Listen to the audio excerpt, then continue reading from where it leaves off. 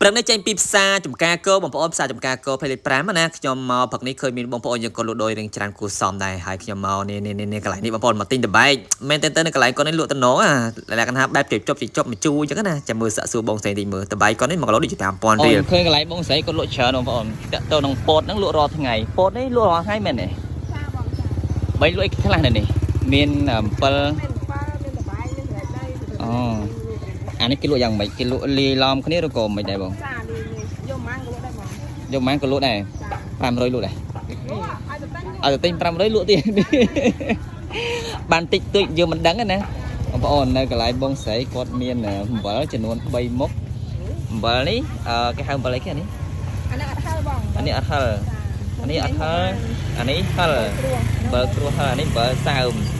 តំណទៅបងប្អូននៅពេលដែលឃើញអំពិលហ្នឹងបងប្អូននឹកឃើញអំពិលដែលកំពុងតែត្រេនខ្លាំងនៅខាងភ្នំពេញណាអំពិលអត់ក្របអំពិលប្រហោងក្នុងហ្នឹង1គីឡូដូចជា50000រៀលប៉ុន្តែនេះមានក្របគាត់លក់1គីឡូដូចជា10000ជាងបងប្អូនដូចជា12000ហ្នឹង10000ប្រហែលខ្ទង់ជា10000លើសតិចតួចហ្នឹងឯងអានេះកន្លែងគាត់លក់ដូរគឺបែបសាមញ្ញអញ្ចឹងនៅលើជាចាំងផ្លូវអញ្ចឹងណាបងប្អូនហើយគាត់លក់ចាប់ពីម៉ោងប្រហែលចាំខ្ញុំសាក់សួរគាត់តិចទៀតប៉ុន្តែតំណងបងប្អូនតំណងមែនតើអានេះចង់និយាយថាពេលព្រឹកទេបងប្អូនបើសិនពេលថ្ងៃវិញគិញផុតទេហើយព្រឹកនេះខ្ញុំមកគឺមកច្រកតែតបៃទេបងប្អូនហើយនៅកន្លែងគាត់លក់ដាច់បងប្អូនមានបងប្អូនយើងគាត់ចូលមកច្រកជាហោហែអញ្ចឹងណាព្រោះអ្នកលក់គាត់រុះរាយរាក់ទាក់មែនតើបងស្រីហ្នឹង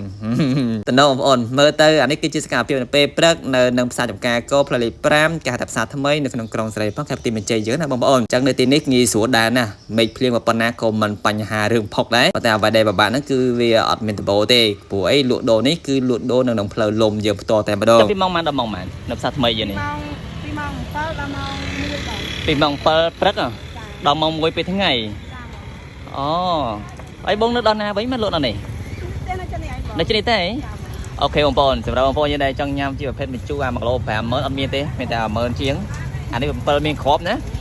ហើយជាមួយនឹងគ្រឿងបែបហ្នឹងបងប្អូនយើងឯងមកផ្លូវលេខ5បានបងលក់ចាប់ពីម៉ោង7ពេលព្រឹករហូតដល់ម៉ោង1ពេលថ្ងៃទៀងឯងរាល់ថ្ងៃទៀងឯងរាល់ថ្ងៃទៀងបងប្អូនណាទៀងនៅកន្លែងគាត់មានពោតជាមួយនឹងគ្រឿងម្ជូរកពិចកពុកបែបហ្នឹងជាមួយតបាយនេះសម្រាប់ខ្ញុំគឺខ្ញុំមកខ្ចប់ពី3ថ្ងៃខ្ញុំមកខ្ចប់ពី3ផ្លែទៅឲ្យកូនញ៉ាំទៅតំណងបងអាតបាយមកពីខាងណាវិញខខ្មែរយើងទេមិនដាំខ្លួនឯងទេទិញគេដែរណាអូខេអរគុណច្រើនណាស់បងអូឈប់ឈ្មោះគេទៅសួរឈ្មោះនេះធីតាណាអេធីតាសបល់សដៃបាយណាបងប្អូន